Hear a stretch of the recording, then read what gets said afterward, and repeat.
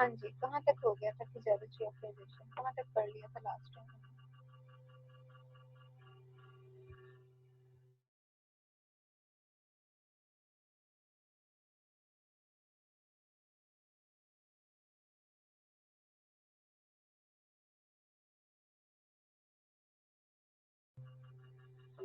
हाँ जी, कहाँ तक पढ़ लिया था हमने इकरा बख्श?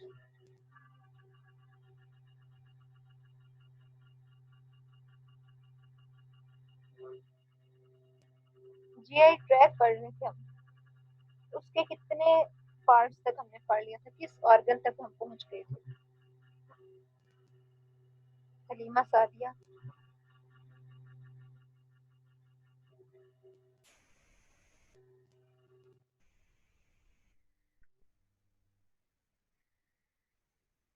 हलीमा, मेरी आवाज आ रही है आपको?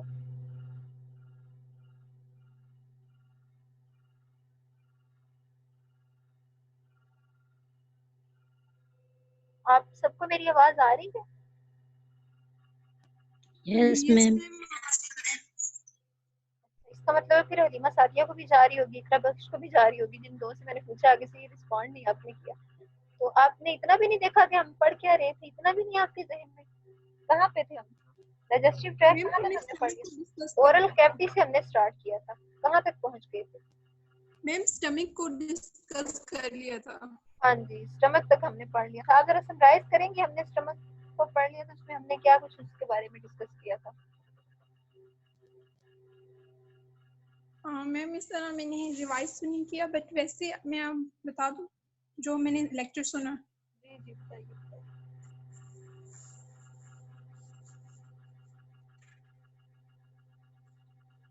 मैम आवाज आ रही है मेरी? जी जी, बिल्कुल आ रही है। हमने डाइजेस्टिव सिस्टम को डिस्कस किया था। उसमें सबसे पहले हमने ओरल कैविटी को पढ़ा था। नहीं, आप उसमें ना सिर्फ हमने स्टमक की 3 बात ग्लैंड्स कीजिए को बस, यानी कहाँ पे हमने पढ़ा कंक्लूड था किया कि था? सभी जहाँ हमने कंक्लूड किया था, मैं चाह रही हूँ उससे आगे बस आप हम शुरू करें। तो आप बस मुझे ये बताइए कि स्टमक की हमने क्या बात की? और फिर हमने 3 फंक्शंस डिस्कस किए थे कि एक उसका काम है कि वो स्टोर करता है, स्टोरेज है उसका काम। सेकेंड वन उसका काम है कि जब टू प्रोटेक्ट जो एसिड सेक्रीट करता है, HCl एसिड, ठीक है, और जो प्रोटीन स्टिमुलाई, ठीक है। और थर्ड वन उसका काम जो था, उसका काम था डाइजेशन। और ये जो डाइजेशन है, ये उसका मेन रोल नहीं है। उसका मेन रोल जो है वो है चलें, ठीक हो गया। इसका सबसे पहला काम तो ये है कि फूड को स्टोर करता है। जैसे हमने कहा था कि हाफ गैलन तक ये लिक्विड और फूड को स्टोर कर सकता है, ठीक है। उसके अलावा इसका काम ये होता है कि ये प्रोटीन की डाइजेशन करवाता है, ठीक है। तीसरा काम ये होता है कि स्टमक में से जितनी फूड लीव करके स्मॉल इंटेस्टाइन में जाएगी, जितनी फूड ने स्टमक को लीव करके स्मॉल इंटेस्टाइन में एंटर होना है पाइलोरिक स्फिंक्टर से, उसको कंट्रोल करता है कि प्रॉपर अमाउंट में फूड जो है वो इसको लीव करे स्टमक को और स्मॉल इंटेस्टाइन में एंटर हो। यानी ये उसको कंट्रोल कर रहा होता है कितनी अमाउंट में कायम जाएगा वहाँ पे। चौथा जो इसका काम, तीसरा या चौथा काम इसका होता है, वो ये होता है कि ये हार्मोन्स रिलीज करता है उसके लिए, डाइजेशन के लिए। इसमें इसके कुछ गैस्ट्रिक सेल्स होते हैं, कुछ इसके चीफ सेल्स होते हैं, कुछ ये म्यूकस रिलीज करता है। म्यूकस इस वजह से ताकि जो इसके सेल्स HCl रिलीज कर रहे हैं, HCl प्रोड्यूस कर रहे हैं, वो एक तो उस HCl का काम ही होता है कि उसने पेप्सिनोजिन को पेप्सिन में कन्वर्ट करवाना होता है, जिसने आगे प्रोटीन की डाइजेशन करनी है। दूसरा ये कि कनेक्टिव टिश्यूज को ये सॉफ्ट कर रहा होता है। एक और इसका ये होता है कि जो म्यूकस रिलीज होता है वो ये करता है कि जो HCl रिलीज हुआ है और एसिडिक पीएच हो गई है, तो अपने ही स्टमक के टिश्यूज को इस HCl से बचाने के लिए वो म्यूकस जो है वो उसकी तह सी बन जाती है अपने स्टमक के टिश्यूज के ऊपर, ठीक है। उसके अलावा जो है ये जो पेप्सिन है, ये फिर आगे बाइल की प्रोडक्शन को भी कंट्रोल कर रहा होता है कि जब जब प्रोटीन आएगी इसमें लीवर में, सॉरी स्टमक में, और यहाँ पे फिर जो HCl रिलीज होगा, और तब ही साथ ही जो बाइल है वो लिवर में प्रोड्यूस होगा और उसमें बाइल जूसेस को फिर उसमें स्टोर कर लिया जाता है गाल ब्लैडर में। और ये जो बाइल जूसेस होते हैं, ये कोई केमिकल, कोई एंजाइम्स नहीं होते हैं, ये सिर्फ इमल्सिफायर के तौर पे बाइल जूसेस एक्ट करते हैं, यानी फैट्स को इमल्सिफाई करते हैं। इमल्सिफाई करने का मतलब है यानी उनको वाटर में, यानी जो डाइजेस्टिव ट्रैक्ट में जो वाटरी स्टेशन है, जो म्यूकस है, उनके अंदर उनको एब्जॉर्ब करवा देते हैं। बाकी जो बाइल है उसका कोई, उसके अंदर कोई एंजाइम्स नहीं होते, वो सिर्फ फैट्स को इमल्सिफाई करवाने के लिए इमल्सिफायर के तौर पे एक्ट करता है। फिर उसके अलावा इस स्टमक में ये होता है कि ये जो फूड के लिए ना बफरिंग कंडीशंस को मेंटेन करता है, यानी ज्यादा अल्कलाइन नहीं होने देता, यानी एसिडिटी को मेंटेन करता है। ठीक है, ये हमने कुछ स्टमक के बारे में पढ़ा था। इसके बाद अब देखते हैं अब अगला पार्ट क्या होगा।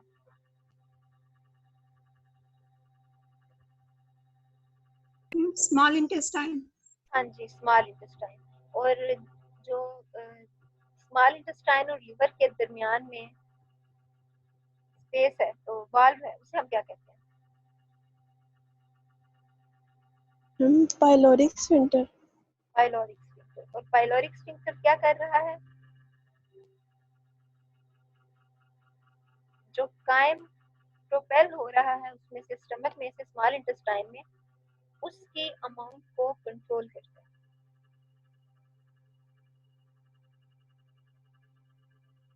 ठीक है, अच्छा इसके बाद अब हम देख लेते हैं जरा स्मॉल इंटेस्टाइन को। एक मिनट में स्क्रीन शो करती हूँ।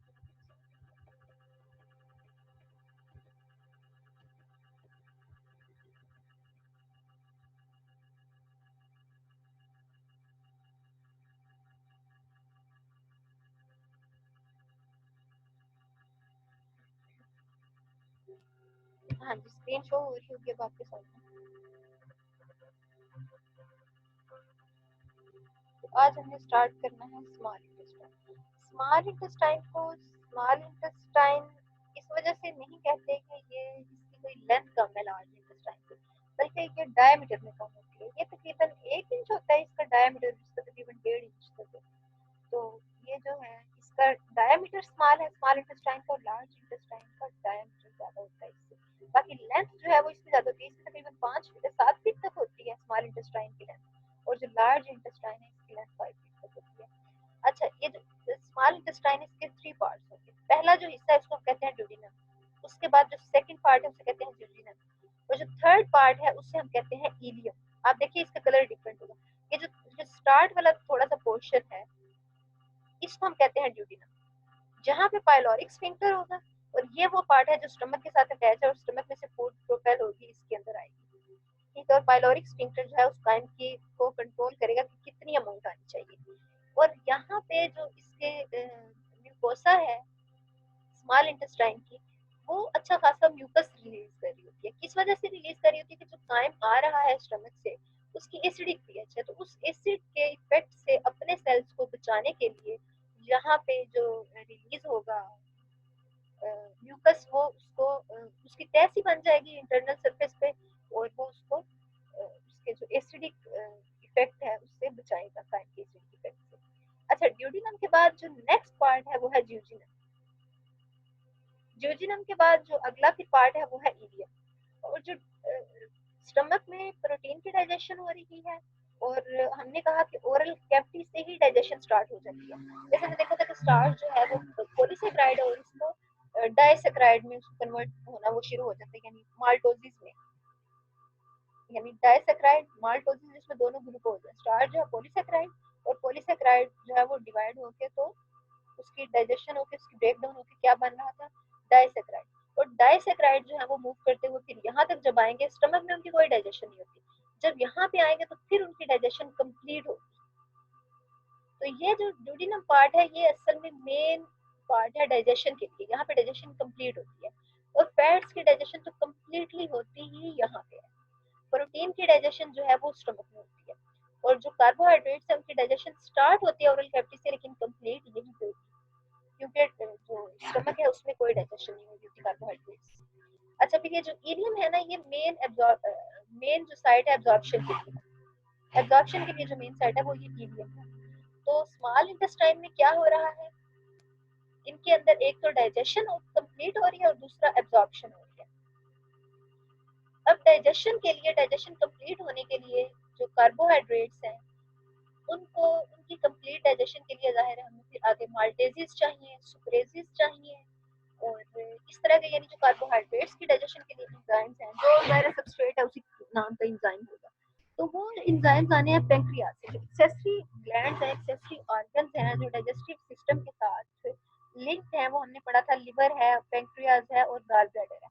लिवर क्या कर रहा था, बाइल जूसेस प्रोड्यूस कर रहा था और उनको स्टोर करता जा रहा था गाल ब्लैडर, और गाल ब्लैडर से फिर बाइल डक्ट के थ्रू आ रहे हैं स्मॉल इंटेस्टाइन में, और जो पेंक्रियाज है वो भी स्मॉल इंटेस्टाइन में पोर कर रहा है अपने जूसेस को, पेंक्रियाटिक जूसेस को, लेकिन पेंक्रियाज की जो स्क्रीशंस हैं उनके अंदर इंजाइम्स हैं, और इंजाइम्स कौन से हैं, जो कार्बोहाइड्रेट्स की डाइजेशन के लिए होते हैं, जबकि जो बाइल है उसमें कोई इंजाइम नहीं है, वो सिंपली इमल्सिफायर है और फैट्स को इमल्सिफाई करता है, यानी यहाँ पे जो म्यूकोसा है उसके सेल्स जो हैं वो फैट्स को एब्जॉर्ब कर सके, बस इस तरह से होता है, यानी फैट्स को इमल्सिफाई कर देता है सिंपली।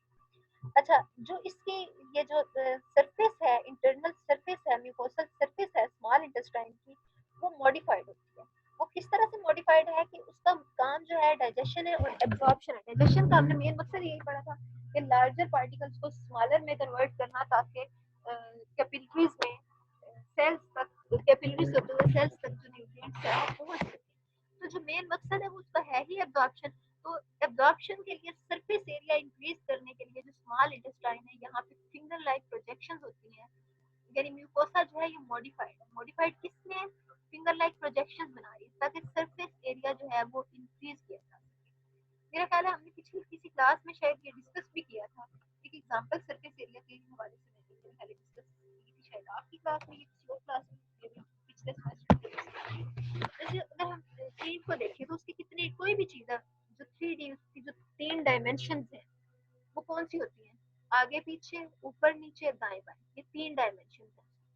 अगर आप फर्ज करें ईंट की ही आप एग्जांपल लेते हैं, और आप उसको अगर दरमियान से आप उसको तोड़ दें, जब आपने उसको ब्रेक किया तो अब उसकी एक सरफेस मजीद एक्सपोज होगी, यानी जो दाएं बाएं जो एक डायमेंशन है, अब वो दोनों हिस्सों की अब आप देखेंगे तो उसका जो दरमियान वाला सरफेस एरिया वो मजीद एक्सपोज हो गया। जब आपने इसको मजीद आगे डिवाइड किया, उसी ईंट को आप 4 हिस्सों में डिवाइड कर लें, तो अब जब आपने इसको 4 में डिवाइड किया तो मजीद सरफेस एरिया एक्सपोज हुआ, यानी उसकी जो डायमेंशन थी अब हर हर पार्ट की अपनी अपनी डायमेंशन होगी। अब जब आप उसको मजीद उसको करते हुए तोड़ते, उसको आप उसको ग्राइंड करके, तो आप समझो आपने उसका पाउडर बना लिया, और अब आप उसकी देखिए तो अब उसकी कितनी, हर हर जगह की अपनी 3 डायमेंशन होगी, और फिर जाहिर है आप देखिए कि उसका सरफेस एरिया कितना ज्यादा हो जाएगा।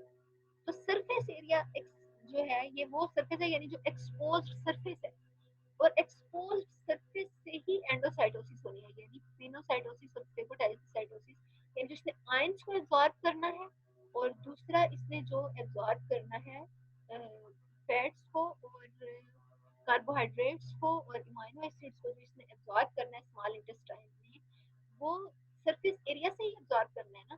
तो जो मेम्ब्रेन है वो मॉडिफाई हुई है फिंगर लाइक प्रोजेक्शंस में, पहले तो बना रही है विलाय, फिंगर लाइक प्रोजेक्शन, और विलाय जो है वो फिर मजीद जो है वो माइक्रो विलाय बना रहे हैं। मैं यहाँ से आपको ये देखिए, ये आपको सरफेस एरिया वाली एग्जांपल की समझ आई है।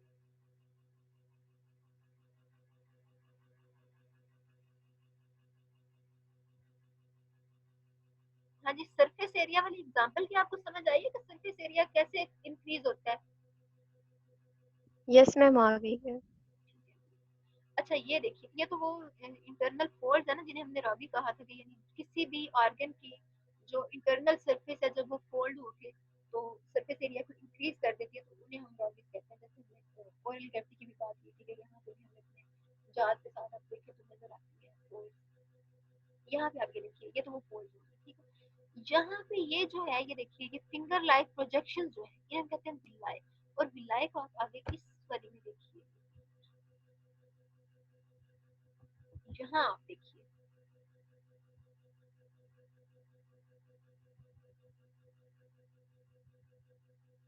ये देखिए, ये मेम्ब्रेन सेल की, ये वो सेल्स हैं जहाँ पे एब्जॉर्प्शन हो रही है, एब्जॉर्प्टिव सेल इनके स्मॉल इंटेस्टाइन। तो ये जो पोर्शन है ये आप देखिए, इसकी जो मेम्ब्रेन है, इस तो ये जो फिंगर लाइक प्रोजेक्शन है, माइक्रोविलाई कह रहे हैं, माइक्रोविलाई की वजह से सरफेस एरिया इंक्रीज हुई है। अब आप अंदाजा कीजिए कि ये ऊपर ना हो, ठीक है, जैसे जहाँ मैंने एरो रखा हूँ अब यहाँ पे नहीं है, अब इसी तरह आप यूं सपोज कीजिए यहाँ पे है ही नहीं, तो फिर आप देखिए कितना सा सरफेस एरिया होगा। सीधी सीधी यहाँ पे अगर लाइन हो, ठीक है, वो सीधी एक स्ट्रेट सरफेस है, उससे कितनी चीजें अब्जॉर्ब हो सकती है। अब्जॉर्प्शन के लिए सरफेस एरिया कितना है, और जब ये फिंगर लाइक प्रोजेक्शन होगी तो अब सरफेस एरिया कितना होगा। तो ये जो फिंगर लाइक प्रोजेक्शन है, ये असल में सरफेस एरिया को इंक्रीज करने के लिए। हाँ जी, ये पॉइंट क्लियर हुआ आपको?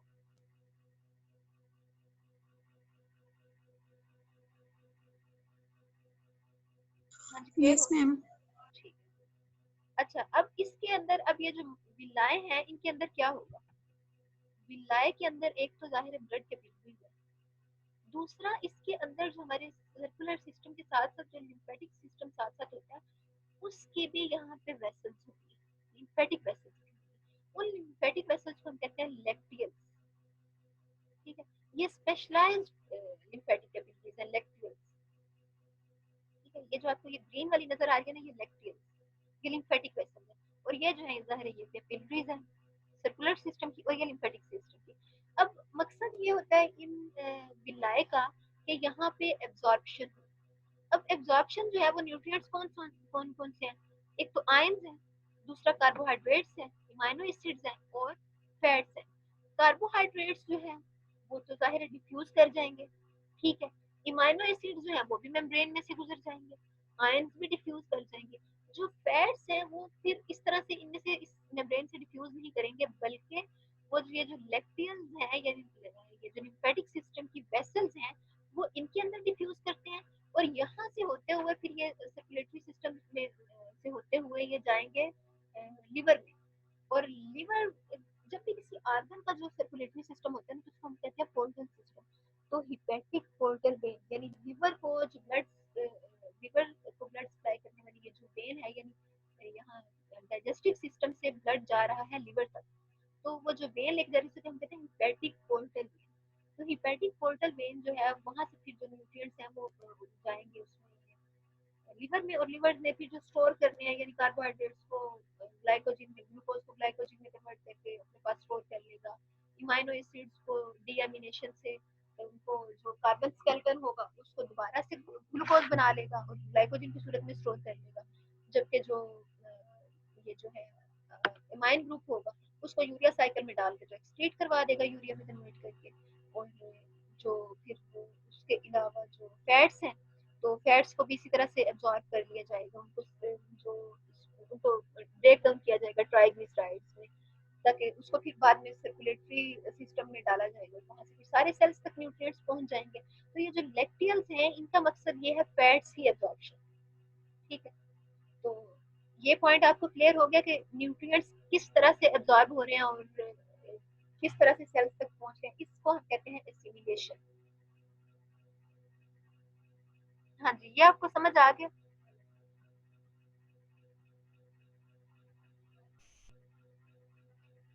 ये क्लियर हो गया आपको? आप रिस्पॉन्ड कीजिए ताकि फिर हम आगे चलें। अगर नहीं समझ आया तो मैं रिपीट कर देती हूँ, जहाँ से आपको नहीं समझ आया आप बताइए।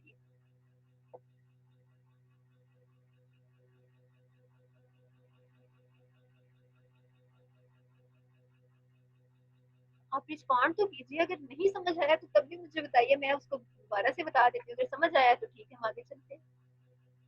मैम हो गया। चलिए ठीक है। अच्छा ये देखिए, ये जो एक्सेसरी ऑर्गन, ये pancreas, gall bladder, liver. Liver bile juice बना रहा है, स्टोर कहाँ पे हो रहे हैं? Gall bladder. गॉल ब्लैडर से बाइल डक्ट से होते हुए कहाँ आ रहे हैं? Small intestine.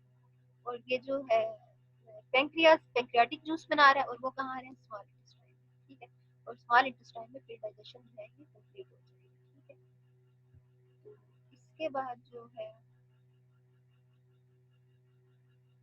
स्मॉल इंटेस्टाइन के बाद अब डाइजेशन कंप्लीट हो गई, एब्जॉर्प्शन भी हो गई। अब इसके बाद फूड ने एंटर होना है लार्ज इंटेस्टाइन में, ठीक है। लार्ज इंटेस्टाइन जो है ये जहाँ से स्टार्ट होती है, यानी स्मॉल इंटेस्टाइन के बाद जो पाउच लाइक स्ट्रक्चर जहाँ से लार्ज इंटेस्टाइन स्टार्ट हो रही है उसे हम कहते हैं सीकम। और सीकम के साथ ही लिम्फेटिक सिस्टम की एक वेसल होती है जिसे हम कहते हैं वर्मीफॉर्म अपेंडिक्स। वर्मीफॉर्म अपेंडिक्स में अगर कोई इंफेक्शन हो जाए तो फिर उस कंडीशन को हम कहते हैं, कोई इन्फ्लेमेशन हो जाए तो उससे जो इन्फेक्शन हो जाएगा उसको हम कहते हैं अपेंडिसाइटिस। ठीक है, अब यहाँ से लार्ज इंटेस्टाइन में जब फूड एंटर हुई तो उसके बाद फूड में, अब ये पार्ट हो गया इसका सीकम जो पाउच लाइक स्ट्रक्चर है। इसके बाद अच्छा अब ये देखिए इसका जो, ये जो आप इसकी आपको साफ नजर आ रही है, इसका जो स्ट्रक्चर नजर आ रहा है ये स्मॉल इंटेस्टाइन से डिफरेंट है। वो इस तरह से डिफरेंट है कि जो सर्कुलर मसल्स हैं वो आपको इस सूरत में नजर आ रहे हैं। ये सर्कुलर मसल्स है, जो पाउच सी नजर आ रही है ना इसकी उभार से, ये सर्कुलर मसल। और जो ये लॉन्गिट्यूडनल मसल्स है ना, ये बैंड्स की सूरत में नजर आते हैं और ये 3 बैंड्स की सूरत में होते हैं, ये जो नजर आ रहे हैं आपको। तो इन लॉन्गिट्यूडनल मसल्स को हम टीनिया कोलाई भी कहते हैं। ठीक है, और ये देखिए अब जो लार्ज इंटेस्टाइन जो है इसके कौन कौन से पार्ट्स हैं। सबसे पहले तो जो वाल स्मॉल इंटेस्टाइन और लार्ज इंटेस्टाइन के दरमियान, स्मॉल इंटेस्टाइन का लास्ट पोर्शन कौन सा था? ड्यूडिनम, उसके बाद ड्यूडिनम, और उसके बाद कौन सा लास्ट पोर्शन कौन सा था? इलियम। इलियम। इलियम और लार्ज इंटेस्टाइन जहाँ से स्टार्ट हो रही है इसके दरमियान में, यानी सीकम और इलियम के दरमियान में जो वाल्व है उसे हम कहते हैं इलियोसिकल वाल्व। इलियोसिकल वाल्व के बाद अब यहाँ पे ये आ गया सीकम पाउच लाइक स्ट्रक्चर। इसके बाद राइट साइड से ये एब्डोमिन, जो लोअर एब्डोमिन है ना, वहां से ये लार्ज इंटेस्टाइन स्टार्ट होती है, लोअर एब्डोमिन के राइट साइड से। अब यहाँ से ये स्टार्ट हुई और ये असेंड कर रही है, अपवर्ड मूव कर रही है, तो इस हिस्से को हम कहते हैं असेंडिंग कॉलम। ठीक है, तो ये जो सर्कुलर, ये आप यहाँ पे देखिए मुझे नजर आ गया, तो बता दूं, ये जो आपको सर्कुलर मसल्स नजर आ रहे हैं ना, ये जो इनकी ये इस तरह के उभार नजर आ रहे हैं, इसको ऑस्ट्रा भी कहते हैं। और ये जो लॉन्गिट्यूडनल मसल्स के बैंड्स की सूरत में ये जो नजर आ रहे हैं तो इन्हें टीनिया कोलाई भी कहते हैं। अच्छा, अब ये असेंडिंग कॉलन के बाद ये जो है ये टर्न कर रही है लेफ्ट साइड पे, राइट एंगल से टर्न कर रही है लार्ज इंटेस्टाइन लेफ्ट साइड पे। तो इस हिस्से को, लार्ज इंटेस्टाइन के इस पार्ट को हम कहते हैं ट्रांसवर्स कॉलन। ठीक है, ट्रांसवर्स कॉलन के बाद जब ये डाउनवर्ड मूव करती है लार्ज इंटेस्टाइन तो इस हिस्से को हम कहते हैं डिसेंडिंग कॉलन। और फिर S shaped curvature last part में जो होता है, जब ये टर्न करके बनाती है तो उसको हम कहते हैं सिग्माइड कॉलन। ठीक है, और सिग्माइड कॉलन के बाद जो इसका पोर्शन है जहाँ पे अनडाइजेस्टेड फूड टेम्परेरी स्टोर होगी उसे कहते हैं रेक्टम। और रेक्टम के बाद जो नैरो सा एक पोर्शन आता है कैनाल, उसे कहते हैं एनल कैनाल। एनल कैनाल के एंड पे स्फिंक्टर है जिसे एक्सटर्नल एनल स्फिंक्टर कहते हैं। और ये जो है ये वॉलंटरीली कंट्रोल किया जा सकता है। तो इसमें टेम्परेरीली स्टोर होंगे अनडाइजेस्टेड पार्टिकल्स, क्योंकि डाइजेशन जो है वो स्मॉल इंटेस्टाइन में कंप्लीट हो चुकी है। अब लार्ज इंटेस्टाइन में डाइजेशन नहीं होगी बल्कि सिर्फ रीअब्जॉर्प्शन होगी। रीअब्जॉर्प्शन किसकी? क्योंकि हमने स्टार्ट से डाइजेस्टिव पार्ट, डाइजेस्टिव ट्रैक जो है उसके, इसको म्यूट करो, डाइजेस्टिव पार्ट के जो जो है स्टार्ट से ही हमने देखा है कि म्यूकस जो है वो स्क्रीट हो रहा है और बहुत ज्यादा वाटर सिक्रीशन जो है वो रिलीज हो रही है ताकि फूड को प्रॉपरली डाइजेस्ट किया जा सके। तो ये जो है उसको जो अनडाइजेस्टेड फूड में जो आ रहा है वाटर, उसको उस सारे उन वाटर कंटेंट्स को रीअब्सॉर्ब कर लिया जाता है ताकि वाटर लेवल जो है उसको मेंटेन रखा जा सके आपके जो बॉडी फ्लूइड्स हैं। तो एक बस सिर्फ रीअब्सॉर्प्शन हो रही है। दूसरा, लार्ज इंटेस्टाइन में कुछ जो आप पढ़ते ही रहते हैं, कि गट फ्लोरा यानी कुछ ऐसे बैक्टीरिया होते हैं जो कि बेनिफिशियल होते हैं और वो जब प्रिकर्सर्स की सूरत में यहाँ पे विटामिन के प्रिकर्सर्स आते हैं तो उन प्रिकर्सर्स को विटामिन में कन्वर्ट कर देते हैं। तो अगर कोई सिस्टेमिक ट्रीटमेंट हो, थेरेपी हो एंटीबायोटिक से, तो वो फिर गट फ्लोरा को के लिए हार्मफुल हो सकती है। तो ये बस इसका काम बस इतना होता है लार्ज इंटेस्टाइन का, यहाँ पे रीअब्जॉर्प्शन हो रही है, डाइजेस्टिव अनडाइजेस्टेड मटेरियल जो है वो इसमें से मूव करता हुआ रेक्टम तक आएगा और यहाँ पे टेम्परेरी स्टोर्ड रहेगा। और उसके बाद जो है यहाँ पे जो रिफ्लेक्स एक्शन होगा उससे डेफिकेशन से जो यहाँ पे अनडाइजेस्टेड मटेरियल है वो इनसे रिलीज हो जाएगा। ठीक है, और जो डाइजेशन है वो स्टार्ट कहाँ से हुई? ओरल कैविटी से। और ये जो है स्मॉल इंटेस्टाइन वहां तक डाइजेशन जो है वो आते आते कंप्लीट हुई है। और इस दौरान केमिकल डाइजेशन में किसने हिस्सा लिया? जो एक्सेसरी ऑर्गन्स थे यानी पेंक्रियाज और गॉल ब्लैडर, और दूसरा जो स्लाइवरी ग्लैंड्स थे ओरल कैविटी में, और उसके अलावा जो स्टमक है, स्टमक के कुछ सेल्स जो गैस्ट्रिक जूसेस रिलीज कर रहे थे, HCl रिलीज कर रहे थे, तो वहां पे डाइजेशन हुई। ठीक है, ये थी केमिकल डाइजेशन। लेकिन ये जो माउथ में हम च्यूइंग कर रहे हैं, उसके अलावा स्टमक में ग्राइंडिंग हो रही है, उसको हम क्या कह रहे हैं? ये मैकेनिकल डाइजेशन है। तो मैकेनिकल डाइजेशन जो है ये भी डाइजेस्टिव ट्रैक के अलाउंग होती जा रही है। ठीक है, और इसमें फिर जो स्मॉल इंटेस्टाइन है, मैकेनिकल डाइजेशन वहां पे भी हो रही होती है। जब स्मॉल इंटेस्टाइन में फूड मूव करती है तो वो बैक एंड फोर्थ मूव करती हुई आगे आगे प्रोपेल हो रही होती है। जब वो बैक एंड फोर्थ मूव कर रही है तो एक तो वो जो डाइजेस्टिव जूसेस आ रहे हैं उसके, एक तो पेंक्रियाटिक जूस और बाइल जूस, उनके साथ काइम को अच्छे से मिक्स कर रही है, और दूसरा इस तरह साथ साथ मैकेनिकल डाइजेशन भी हो रही है। ठीक है, तो यूँ मैकेनिकल डाइजेशन और केमिकल डाइजेशन होते होते जब डाइजेशन कंप्लीट होगी और अनडाइजेस्टेड जो फूड थी वो रिलीज होगी डेफिकेशन से, तो यहाँ पे जो स्मॉल इंटेस्टाइन है वहाँ पे रीएब्जॉर्प्शन भी हो गई। उसमें फिर लैक्टियल्स इन्वॉल्व थे और कैपिलरीज भी। हाँ जी, ये हमारा डाइजेशन वाला अभी पूरी फिजियोलॉजी ऑफ डाइजेशन कंप्लीट हुआ। कोई बात जो आपको ना क्लियर हुई हो तो आप मुझे बताइए। ये देखिए, ये फैटी एसिड्स का एब्जॉर्प्शन के बाद क्या इंतजार होता है? एपिथेलियल सेल्स में ये जाएंगे। ठीक है, यानी कि वो मेम्ब्रेन की जो हमने बात की। उसके बाद जो है ये फैट्स में रिकम्बाइन होंगे, ग्लिसरॉल और फैटी एसिड्स जो है ये दोनों मिलकर रिकम्बाइन करके क्या बना देंगे? फैट्स एपिथेलियल सेल्स में जाके, और फिर फैट्स जो है वो लैक्टियल्स में एंटर होंगे। लैक्टियल्स में क्या है? लिम्फ है, यानी कि लिम्फेटिक सिस्टम का जो फ्लूइड है वो है। अब जब फैट यानी जो एपिथेलियल सेल्स में ये ग्लिसरॉल और फैटी एसिड्स आए, ये दोनों जब ये कंबाइन किए और फैट्स बन गए, अब फैट्स और साथ ही जो लिम्फ है ये दोनों जब लैक्टियल्स के अंदर मौजूद होते हैं तो इसको हम कहते हैं काइल।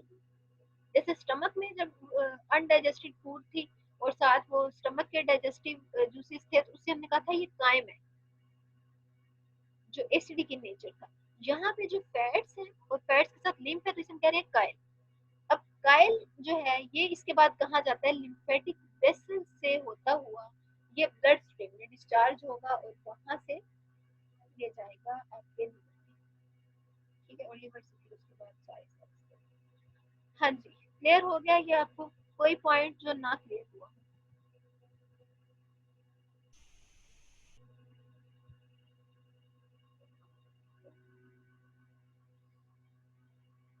ये देखिए यहाँ इस टेबल की सूरत में ये सारा जो है ये उनको पढ़ा भी कि इमाइलेज जो है ये स्टार्च पे एक्ट करेंगे और उसको माल्टोज में कन्वर्ट कर देंगे। माल्टोज पे फिर आगे माल्टेजेस एक्ट करेंगे, इस ट्राइसेक्राइड को ग्लूकोज में कन्वर्ट कर देंगे। ठीक है, गैस्ट्रिक जूसेस में क्या है? प्रोटीएजेस हैं और हाइड्रोक्लोरिक एसिड है। ये प्रोटीन्स को अमीनो एसिड्स में कन्वर्ट कर देते हैं, पार्शियली डाइजेस्ट करते हैं, कंप्लीट डाइजेशन नहीं होती इसकी भी। उसके बाद कंप्लीट डाइजेशन प्रोटीन्स की और कार्बोहाइड्रेट्स की स्मॉल इंटेस्टाइन में जाती होती है। अब जो पैंक्रियाटिक जूसेस हैं इनमें क्या होता है? प्रोटीएजेस होते हैं, यानी ये जो पार्शियली डाइजेस्टेड प्रोटीन्स होती हैं उनको पेप्टाइड्स में कन्वर्ट करती हैं। ठीक है, उसके अलावा पैंक्रियाटिक जूसेस में लाइपेजेस होते हैं। लाइपेजेस क्या करते हैं? ये लिपिड्स को फैटी एसिड्स और अमीनो एसिड्स में कन्वर्ट करते हैं, ग्लिसरॉल में कन्वर्ट करते हैं। उसके अलावा एमाइलेजेस होते हैं जो स्टार्च को माल्टोज में कन्वर्ट करते हैं। ठीक है, अब इंटेस्टिनल जूसेस यानी एक तो हमने कहा इंटेस्टाइन के जो सेल्स हैं वो क्या रिलीज कर रहे हैं? म्यूकस, ताकि जो काइम आ रहा है उसकी एसिडिक पीएच है उससे अपने सेल्स को प्रोटेक्ट करें, म्यूकस की लेयर सेल्स। दूसरा जो है उसके इंटेस्टिनल जो सेल्स हैं वो पेप्टाइडेजेस रिलीज करते हैं, यानी जो पेप्टाइड्स पे एक्ट करेंगे उनको ग्लूकोज और फ्रुक्टोज में कन्वर्ट कर देंगे, सिंपल शुगर्स में। फिर जो सुक्रेजेस हैं वो सुक्रोज पे एक्ट करेंगे, यानी जो सबस्ट्रेट है वैसे ही एंजाइम्स। लैक्टेजेस जो है वो लैक्टोज पे एक्ट करेंगे और माल्टेजेस माल्टोज पे। तो ये जो है ये इंटेस्टिनल जूसेस यानी इंटेस्टाइन के जो सेल्स हैं वो क्या कर रहे हैं? प्रोटीन की और कार्बोहाइड्रेट्स की डाइजेशन को कंप्लीट करने में बड़ा अहम रोल प्ले कर रहे हैं। इस तरह से ये एंजाइम्स रिलीज करके ये वाली एंजाइम्स। ठीक है, हाँ जी, अल्हम्दुलिल्लाह अब हमारा हो गया कंप्लीट। यहाँ तक अब आपका कोई क्वेश्चन हो तो मैं रिकॉर्डिंग स्टॉप कर रही हूँ। किसने लेफ्ट किया? 43 थे हमारी। एक दफा मुझे अटेंडेंस ले लेनी चाहिए। 43 पार्टिसिपेंट्स।